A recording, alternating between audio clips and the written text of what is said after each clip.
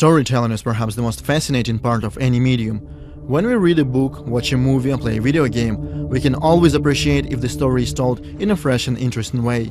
And even if the story itself is nothing to sing about, with some special techniques it can still be elevated above others. In video games, there is a lot of ways storytelling can go. Visuals, text, and even environment can be used as a means to deliver the message. When it comes to cutscenes, which is a traditional way to go, games borrow heavily from movie makers, photo artists, and even painters. We use the classic rules of composition to place objects on the screen in such a way that they generate more tension and interest. We sit there for hours, picking the right camera angle and lighting for a keyframe, which is supposed to keep the player on their toes. And of course, we experiment with different color schemes to set the tone and mood of our cutscenes.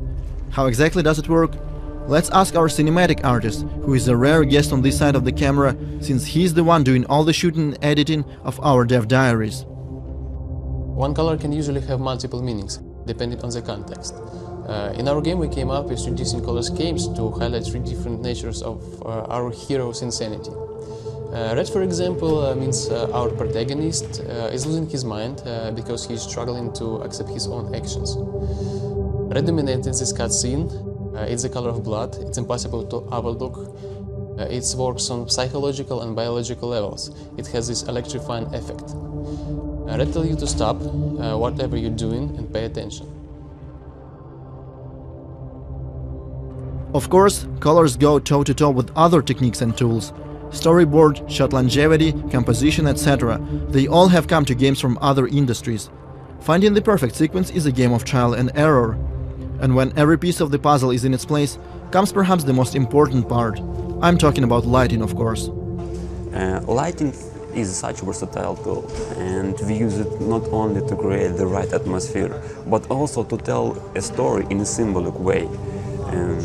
Let's give a look at this particular shot.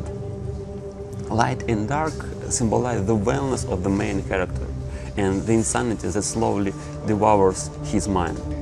And even though there is light behind the character, he still cannot resist stepping into the dark. And that's why we use backlight here. By doing this simple trick, we bring the hero to the front and hide the rest of the environment, and at the same time to build up tension and surprise the viewer.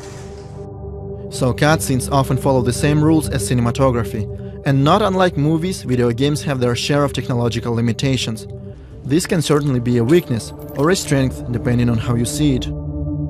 Making a cutscene is always a compromise between what we can and cannot do. We have to be really inventive because we can sacrifice technical aspects without actually sacrificing artistic value. One of the simplest tricks you can do is switch to first person, and suddenly you don't have to worry about those stubborn animations. Our trailer is a really good example. Originally our hero was supposed to walk all the way to the chair, but making these fingers move was a really meticulous and exhausting process. It was taking a lot of time, and our animation artist was getting really frustrated. Then an idea popped up in my mind: why not keep them in animate and just make a fly move? In the end we saved some time, and the result was even better than before. Tricks like these are certainly common in every industry. We are sharing some of our techniques to give you a taste of what to expect. The story is probably the most cryptic and ambiguous part of the Sinking City, and we want the player to discover it bit by bit, because trust me, there is a lot to discover. Once again everybody, thank you so much for watching this update. Maybe hit that subscribe button if you like what we do, and I'll see you next time.